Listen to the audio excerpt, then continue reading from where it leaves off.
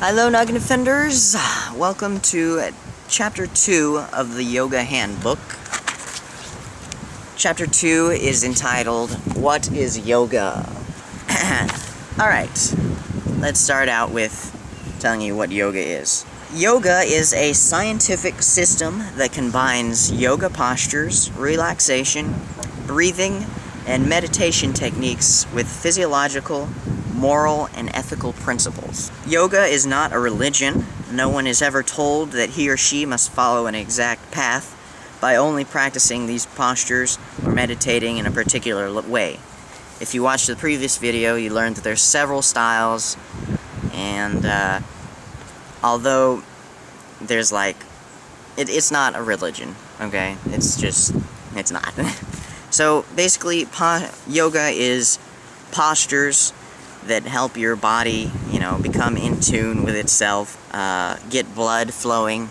Circulation is definitely important for relaxation, and, just circulating the blood is going to be very cleansing, and it'll melt away stress, tiredness, insomnia, anxiety, general aches and pains, back pain, poor posture, constipation, digestive disorders, wrinkles, and poor complexion. And, of course, flexing and just, stretching is going to be good for your body. So, good for your muscles. You're not going to, freeze up and tense up when you're an old woman or man. And, yoga postures help keep the body flexible, as well as reducing the symptoms of stress and everyday aches and pains. Yoga is also breathing. Breathing practices in yoga have many beneficial effects. Pranayama improves and strengthens the respiratory system, increasing vitality and energy levels. And high blood pressure can be significantly decreased, and the heart rested. And it can even help cure cancer. So basically, a lot of health benefits. I don't really care at this point about the health benefits for me, because I'm almost 20. I'm pretty healthy, but I do want to do this for the relaxing effects, to cure my insomnia, and to, just get in tune and meditate and kind of deal with the stress that everybody has. Because even if you're a healthy teenager like myself, everybody's stressful in their life, even on vacation. Every day is super stressful. It's just the way it is. I don't know. So anyway, this relates to the younger crowd a little bit more. Yoga is also concentration and meditation. Dharana and Dhyana will help you free you from mental anxiety, worry, depression, as you develop feelings of peace and contentment. Students report increased concentration, creativity, clarity of thought, and improved memory. So, yeah, it's definitely a good thing for college students. I would definitely enroll in a yoga class during your next semester if you are a college student. Alright, let's talk about yoga and union. The practices described are designed to prepare the body and the mind for yoga. The word yoga is Sanskrit, an ancient Indian language whose words have more than a literal meaning. The sound and vibration that the words make can have a healing and uplifting effect on the entire system. Which is pretty cool how just saying yoga words, works for you. Just makes you feel better. Just talking about it. That's pretty sweet. Which is one of the reasons why Sanskrit names for postures are often used in yoga classes. They say to do this, and they're just like, oh yeah, let's do this. So yoga means to unite or join together. It unites the body, mind, and spirit so that all aspects of the individual function in harmonious ways. When the body is strong, comfortable, and steady, the breath slows down and the mind becomes calm. When the mind becomes calm, it is freed from mental stress and anxiety, and the yogi begins to experience what can be described as inner peace. The harmony experience within is extended without, and the yogi begins to experience the world as a more harmonious place. Yoga balances the body and mind and unites them. Alright, the biggest thing about yoga is control of the mind. Controlling your mind from distractions and other stuff like that is something that everyone suffers from. Everyone my age in this generation is just completely ADD. It's ridiculous. And not just people my age, older people too. I guess it comes with technology and the ease of entertainment and information, I guess, but I don't know. ADD is kind of a big problem. But anyway, Hatha Yoga, physical postures, is only a small part of the science of yoga. It was developed as an aid to enable the practitioner to work towards the ultimate goal, the control of the mind. That's what all yogis desire, is to control their mind, empty it, unite it with the body, and just feel at peace. Just, melt away their problems. Here's a quote here by Chitta Vritti Nirodha. He says, "The restraint of the modifications of the mind stuff is yoga." So, controlling your mind is yoga. In other words, if you can control the myriad of thoughts that are continuously rushing through the mind, affecting you physically and emotionally, you will experience yoga or peace, the union of the body, mind, and spirit. Your true nature is peace, but unfortunately this peace is disturbed when the mind is distracted. The physical body, through aches, pains, and tension, distracts us. The mind distracts us by trying to fulfill our desires and avoid pain. We begin to think the incessant chattering of the mind is who we really are. I'm happy, I'm sad, I'm rich, I'm a bank manager, I'm a singer, I'm fat, etc., etc. All these thoughts in your minds seem to be who you are, but that's not necessarily the case. You are not the mind. You can observe the mind and watch the thoughts coming and going. You are something other than the mind, but the chattering mind forms a cover over our true self. The mind, with all its likes and dislikes, gets in the way of experiencing our true peaceful nature. To experience this, we have to control and still the mind. However, this is incredibly difficult. If it was so easy, there would be lots of enlightened saints and sages walking the planet. My guru would say, it is easier to control a drunk monkey that has been stung by a scorpion than it is to control the mind. Yeah, so it's pretty darn difficult. The ancient yoga masters, known as rishis or seers, discovered that the mind affects the body. True. Look at what happens to the body when you have a job interview. You psych yourself out of it or into it. When you're going on a first date, same thing, nervousness. You hear someone close to you has had an accident, or when you are hungry and your dinner is put before you. Mind makes your body go crazy. What is exciting to one person is stressful or frightening to another. It is not situations and circumstances that are stressful. The way you choose to interpret and respond to the challenges of life is what causes stress. The way you choose to respond to the various situations is determined by your past experiences, parents, culture, religion, etc. The world itself is a reflection of the individual mind. So nothing is a certain way. It's only that way to you because it's the way you perceived it to be. Here's an analogy, I guess. Imagine a clear lake in the middle of the mountains. reflecting perfectly the world around. Throw a stone into the lake, and ripples are formed. A breeze comes up, and the lake becomes choppy. Sand and mud are disturbed, and the water is no longer clear. The reflection of the world is distorted. When the mind is controlled and still, it reflects your true, peaceful self within. Thoughts, emotions, and desires are like the ripples caused by a stone being thrown into the lake. Emotional upsets disturb the pure mind. So yeah.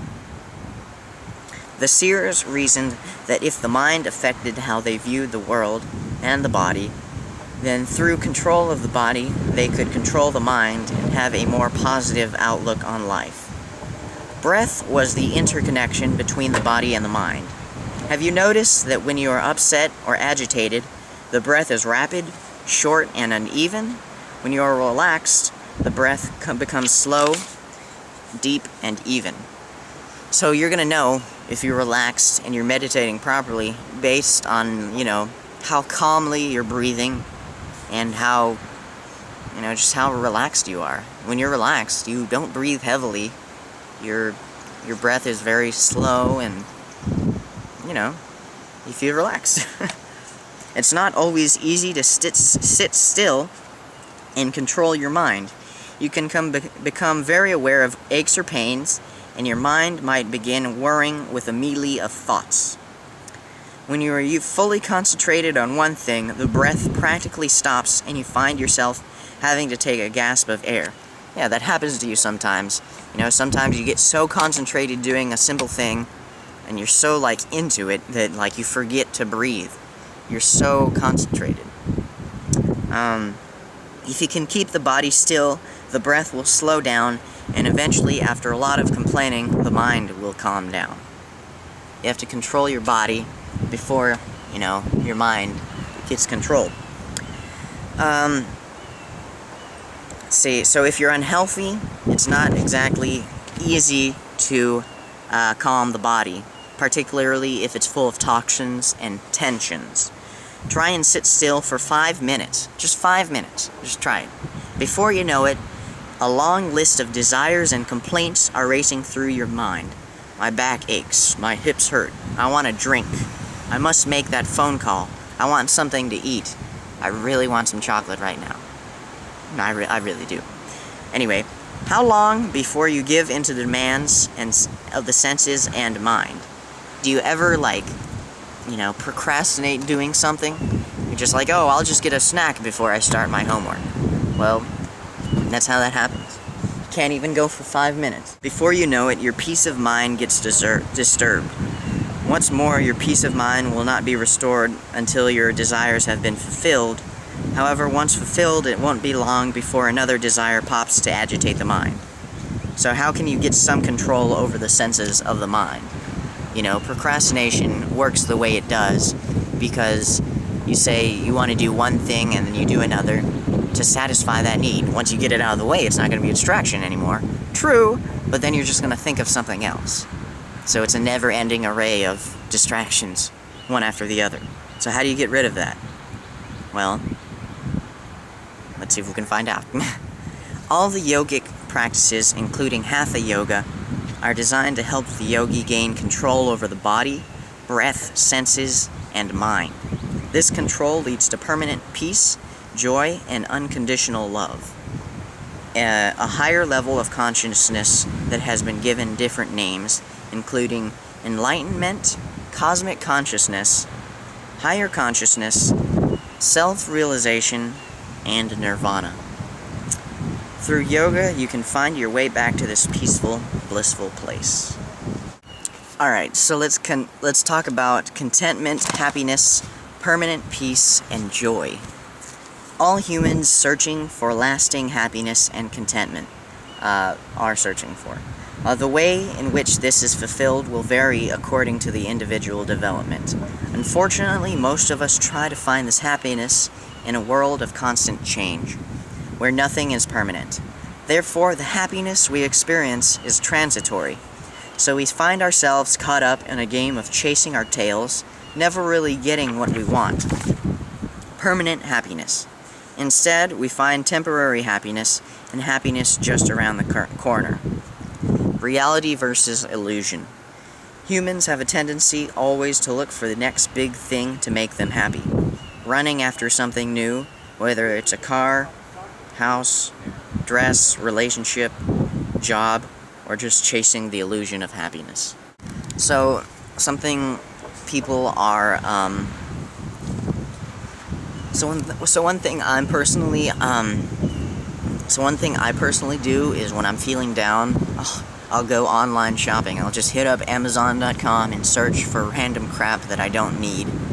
And if it's a good deal, I'll get it. And I'll feel happy for half hour or an hour or so, and everything's good, but then it just goes down the shitter, and I've spent money, which makes me feel worse. So material possessions is definitely not gonna result in permanent happiness. Even if you're buying it for someone else, it's really not the best way to achieve happiness, and that's one of yoga's principles. So according to yogic philosophy, what we consider to be real is in fact illusory. How can we say that the world we experience is real when no two experiences of the world are the same, and when we experience ourselves is always changing? What is real? Even if we both agree that the sunset is beautiful, we experience it differently. You cannot know what my experience of a sunset feels like to me, and I cannot know what your experience feels like. Which one is real? Well, some people would say that they're both real, and in that case, we have two realities. But you can't have two realities because by definition, that's not real. So, here's an example. Your new partner might be the most beautiful person in the world to you, while everyone else wonders what you see in him or her. How you experience the world is a reflection of your mind, and that reflection changes from 1 minute to the next. In a couple of years, or maybe weeks, your wonderful new partner might seem to be the meanest and most selfish person you have come across. Your mother, on the other hand, has grown to like your partner after that wonderful birthday present she was given. How you experience the world and the people in it, what you call reality, is based on your mind, and your mind is nothing more than a bundle of thoughts, which are continuously changing. The clothes you wore in 1980s when you thought you looked so cool and trendy only make kids laugh and you cringe. Did the clothes change? No. The clothes doesn't change itself, just the style does. The way you think about them changes. Everything in the manifest universe is continuously changing, and if we look outside ourselves for happiness, fulfillment, and reality, we are always going to be disappointed because the happiness and reality that the world brings us is temporary, always changing, and therefore not real. Next section is from diversity to unity. Many people go about their daily lives in a self-centered way, egotistically putting themselves first, trying to fulfill personal desires and avoid pain in whatever form it manifests itself in. By living in a self-centered way, we become distant from each other. We further reduce our sense of relatedness by continually judging, comparing, and criticizing our fellow beings. The more we judge and then label or categorize each other, the more petty differences and separation we create. If you judge people from a self-centered point of view, you will usually find a negative category to place them in. The ego always looks for a way to put itself first and to be better than the next guy. As nice a person as you might be, your instinctive drive for survival will make you behave in this way to some extent, unless you begin to develop a higher awareness of what is going on. I mean, everybody, unless you've got a terrible self-esteem and you're really emo or whatever, you're gonna want to think that you're better than everyone else to a certain degree, I guess sometimes the way I feel is that something's only a problem if you let it be a problem to you. Only if you let it bother you does it really become a problem. But I mean, I guess it doesn't really work that way. You kind of, you know, you need to, I don't know. This one's hard to, I relate to it, but I don't know how to express myself towards it.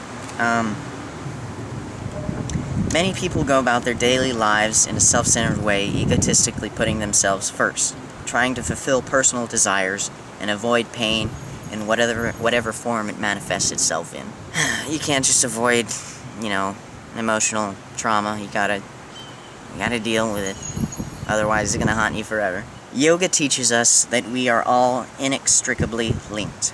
Modern science now agrees that with what the richest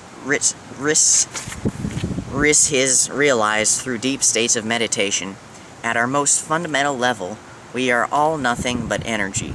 There is nothing but energy of which we are a part. We are all one. There is no difference between us. I think to a certain extent that's also taught in the Christian Bible. And I think pretty soon here we're going to talk about how we're all linked to the Brahman, which is like a single universal divine energy. But do keep in mind that yoga is an Indian philosophy, and it's not a religion. So, I'm not like trying to convert you or anything. If you're watching this video and being like, oh, it's trying to convert me. So anyway,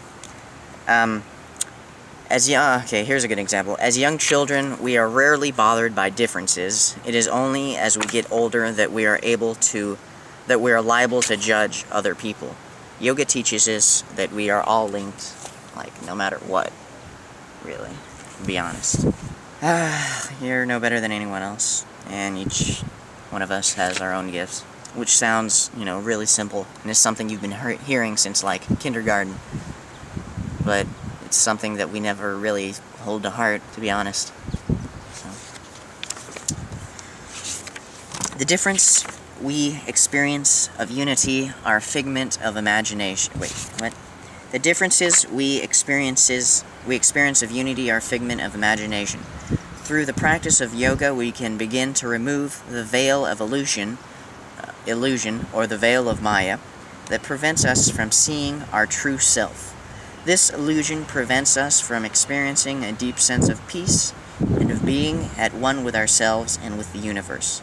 For the yogi, that is the goal of life, to discover your true self.